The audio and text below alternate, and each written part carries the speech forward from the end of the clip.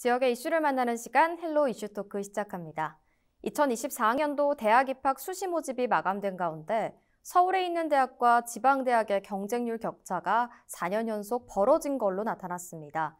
지역 대학 대부분이 5.5대 1 미만의 낮은 경쟁률을 기록하면서 사실상 정원 미달로 진단됐는데요. 정원 미달이 되풀이되는 지방대학의 해법은 무엇인지 이 시간 이슈토크에서 이야기 나눠보겠습니다. 뉴스민 천용길 편집장과 함께합니다. 네, 안녕하십니까? 안녕하십니까? 네, 그럼 우선 가장 먼저 이 수시 경쟁률 격차가 구체적으로 얼마나 벌어진 건지부터 짚어주시죠. 네, 올해 대학 입시 수시 모집에서 이 서울과 비수도권 대학의 경쟁률 격차가 이 4년 사이에 최고치를 기록했습니다. 네. 9월 19일 종로학원이 전국 4년제 일반 대학의 수시 모집 원서 접수 경쟁률 결과를 분석을 했는데요. 서울 소재 42개 대학의 경우에는 평균 경쟁률이 17.8대 1로 나타났습니다. 2021학년도 이후에 매년 증가세를 보이고 있는 가운데 올해가 최고치를 기록했습니다. 반면에 비수도권 116개 대학의 경쟁률은 평균 5.5대 1로 최근 4년 중에 가장 낮은 수치를 기록했습니다. 연도별로 보면 수도권 대학이 2021학년도에 9대 1, 22학년도에 10대 1, 지난해였죠. 11.1대 1에서 점점 격차가 벌어지고 있습니다. 네. 이 경쟁률이 6대 1에 미치지 못하게 되면 사실상 미달로 분석을 하고 있는데요. 이유는 그렇습니다. 수시 모집 시에 대학 원서를 6곳 지원할 수가 있는데 네. 만약 6곳 대학 지원한 곳 중에 한 곳만 합격하면 나머지는 다 가지 않거든요. 비수도권 대학 116곳 가운데 70.7%가 사실상 수시 모집에서 미달로 풀이되는 이유입니다. 게다가 비수도권 대학에서 경쟁률이 6대 1에 못 미치는 대학은 올해 82곳으로 나타났습니다. 네, 그렇게 우리 지역 대학에도 좀 많은 어려움이 예상이 되는데 그럼 지역 거점 국립대학의 경우에는 상황이 조금 괜찮은가요?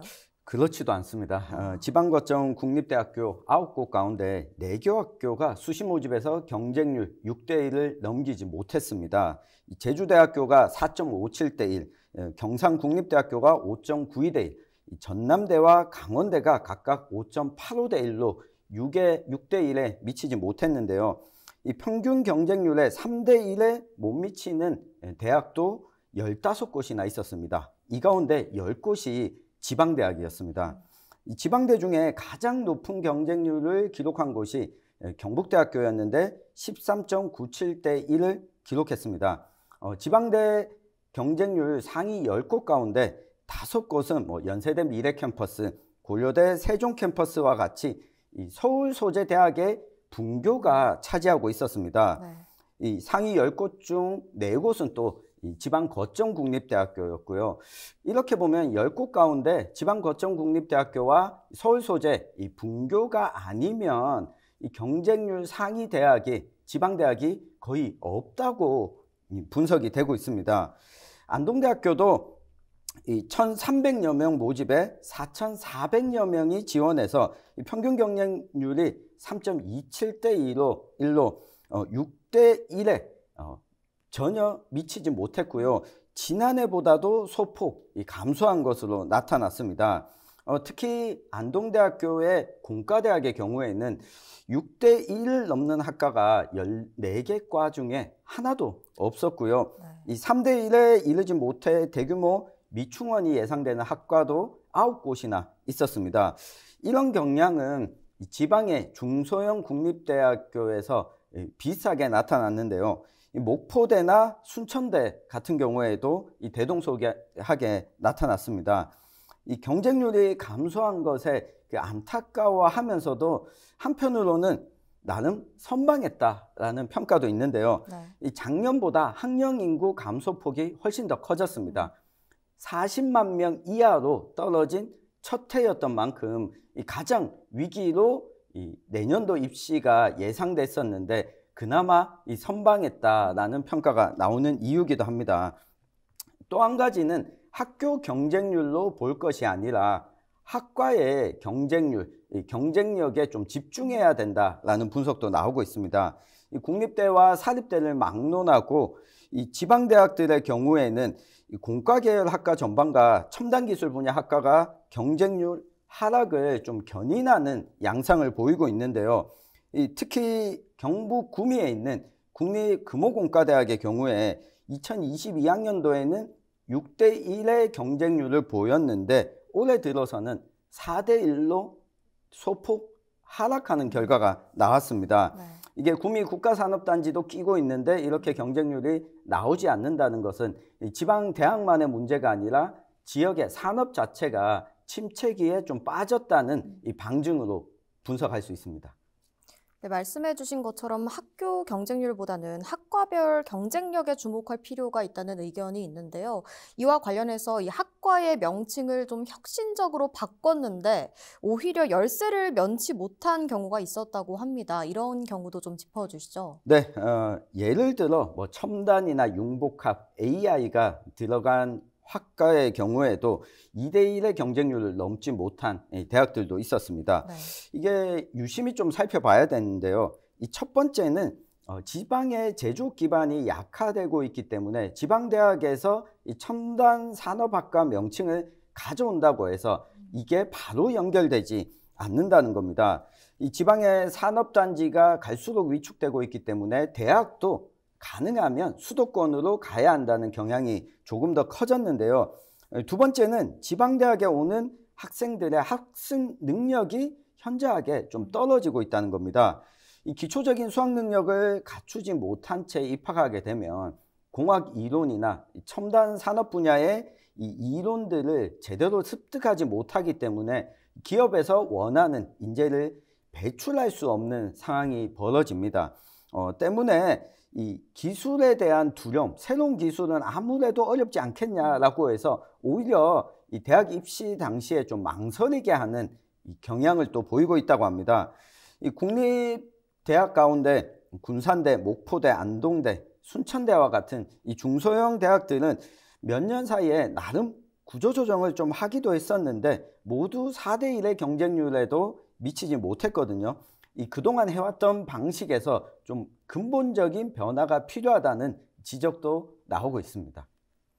네, 그럼 이어서 대학의 특성학과에 대한 논란도 살펴보겠습니다. 현재 일부 국립대에서 전문대 전공을 좀 참고를 해서 작업치료학과나 방사선학과 같은 특성화 과목이 신설이 되고 있는데 이 부분에 대한 반발이 있다고요. 네, 많은 전문가들이 우려하고 있는 부분인데요. 이 국립대학에서 전문대 전공을 카피한 뭐 작업치료학과, 이 방사선학과, 뷰티산업학과, 외식산업학과 이런 것들은 좀 말이 안 된다라고 비판을 하고 있습니다.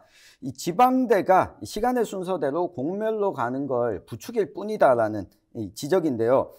전문가들의 의견은 이렇습니다. 이 국립대와 사립대의 기능을 좀 분리할 필요가 있다. 그리고 이 지방의 국립대학의 경우에는 기존 전문대학이 유치하던 학과를 그대로 가져온다고 해서 지방 국립대의 이 거점으로서의 역할을 강화할 수 있지 않다라고 비판을 하는데요.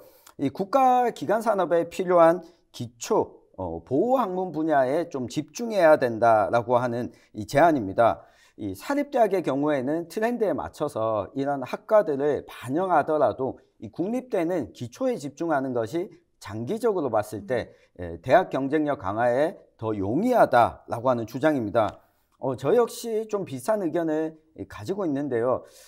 말씀드린 것처럼 이번 입시 결과를 보면 우리 지역에 있는 안동대학교의 경우에 오히려 새로운 첨단 산업학과의 경쟁률보다는 인문 기초 분야, 지역에서 잘할 수 있는 분야에 조금 더 경쟁률이 나은 모습을 보이고 있습니다. 그런 측면에서는 지방의 국립대와 사립대의 역할을 지방자치단체가 함께 좀 머리를 맞대고 역할을 분담하는 과정을 조율할 필요가 좀 있어 보입니다.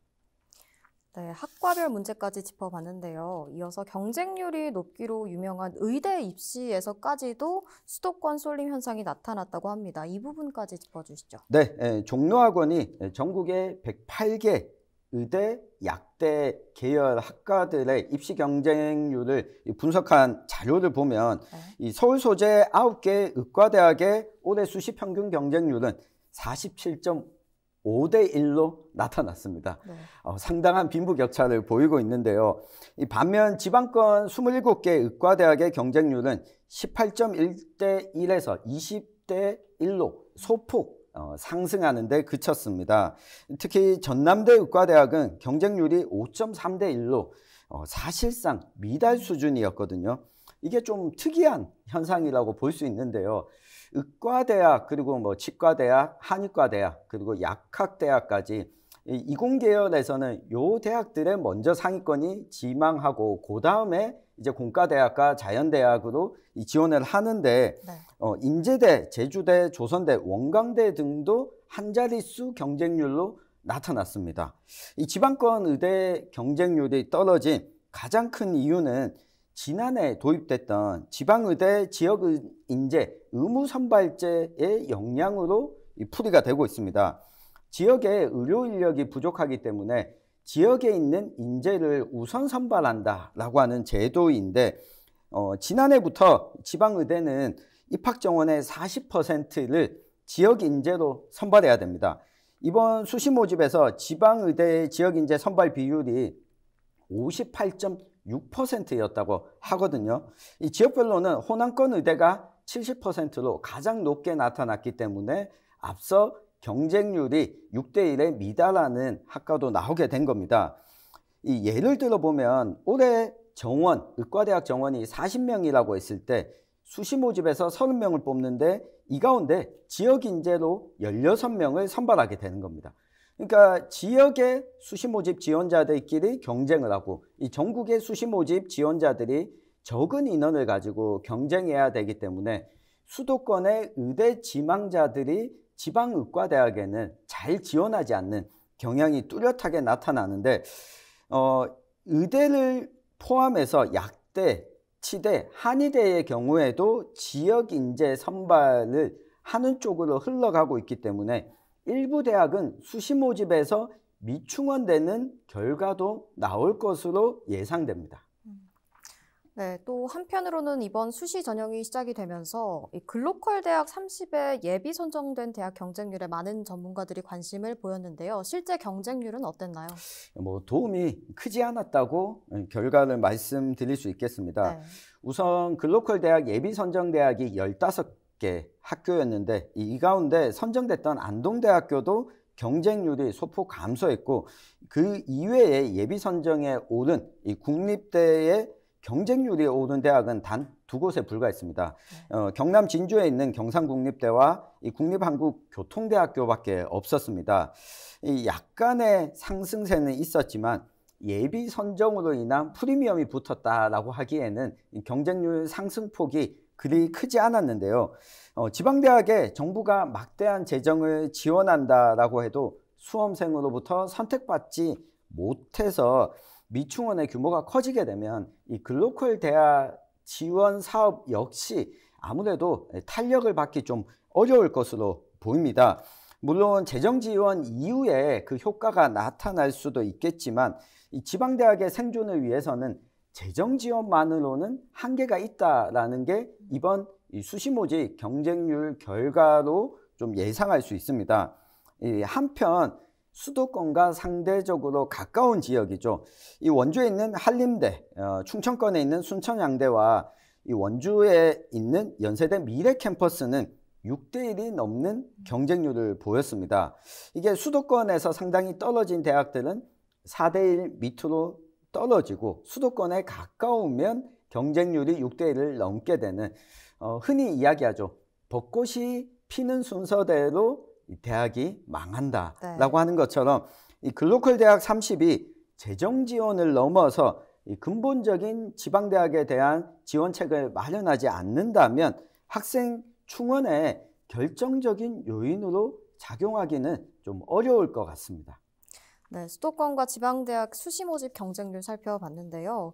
지난해 교육부가 대학 정원을 줄이는 계획을 발표했습니다. 당시에 재정 지원을 대가로 정원 감축으로 위기를 모면하려는 교육부 의도가 아니냐 하는 비판도 있었는데요. 이 부분도 한번 짚어주시죠. 네, 이것처럼 교육부가 작년에 대책을 내놨던 걸 보면 대학 정원을 줄이는 계획을 발표했습니다. 네. 재정 지원을 해줄 테니까 정원을 줄여라. 그래서 지방대학의 경쟁률을 갖추라고 한 건데 이 비수도권이 88%를 차지했습니다. 오히려 수도권 정원을 줄이는 폭은 적었고 비수도권의 정원 폭을 줄이면서 학생들이 수도권에 몰리는 현상을 더 가속화시켰다라고 하는 비판도 나오고 있는데요. 이 정원을 줄이면 과연 신입생 충원에 문제가 없을까? 이 정원을 줄이게 되면 학과의 규모가 줄어들고 여기에서 이 교수의 숫자도 줄어들고 학과에 들어가는 이 재정의 운영폭도 줄어들게 됩니다. 오히려 이 지방대학의 경쟁력을 더 떨어뜨린다라는 측면도 있는데요.